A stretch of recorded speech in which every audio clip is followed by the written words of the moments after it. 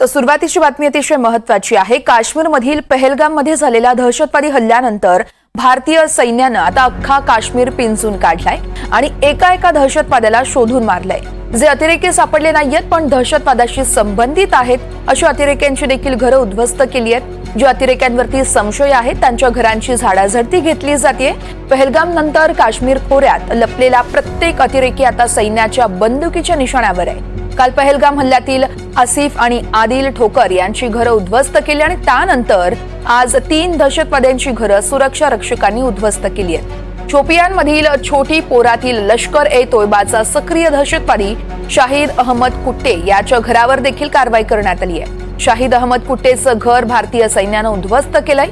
शाहिद गेल्या 3 ते 4 वर्षांपासून लष्कर ए तोयबामध्ये सक्रिय आहे आणि तो अनेक देशविरोधी कारवायांमध्ये सहभागी आहे।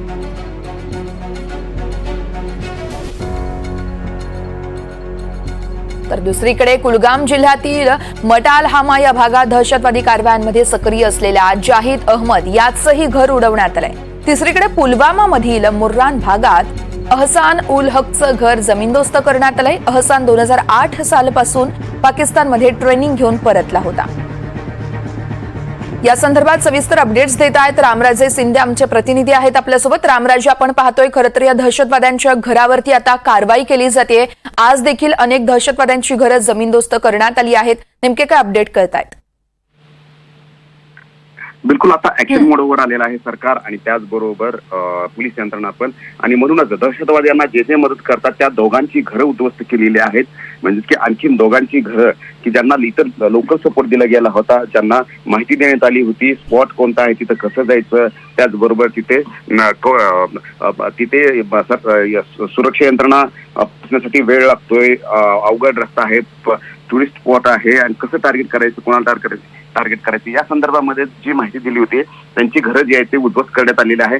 परंतु आणखीन एक महत्वाचा मुद्दा जो आहे तो समोर आलेला आहे आणि उघडकीस झालेला आहे की या हल्ल्याचा कट पाकिस्तानमध्ये रचला गेला होता आणि या संदर्भामध्ये सैफुल्ला ने फेब्रुवारीमध्ये बैठक घेतली होती। त्यानंतर मार्चमध्ये दुसरी बैठक घेतली, त्याच्यामध्ये सगळेच दहशतवादी जे होते ते सहभागी झाले होते आणि त्यानंतर हा संपूर्ण कट जो आहे तो अंमलात आणला गेल्याचं माहिती मिळालेली आहे।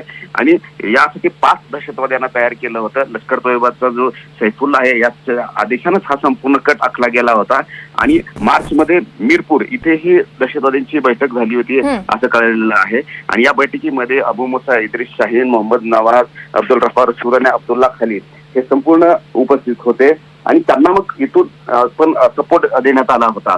आता यापुढे त्यांना फंडिंग कशा पद्धतीने केलं, कोणत्या पद्धतीने केलं, इथे काश्मीरमध्ये सुद्धा कशी मदत त्यांना केली गेली आणि ज्यांनी मदत केली त्यांच्यावर आता मोठी कारवाई जी आहे ती सुरू करण्यात आलेली आहे। निश्चितच रामराजे, या संदर्भातले सगळे अपडेट तुमच्याकडून सातत्याने जाणून घेत राहू। तुर्तास धन्यवाद।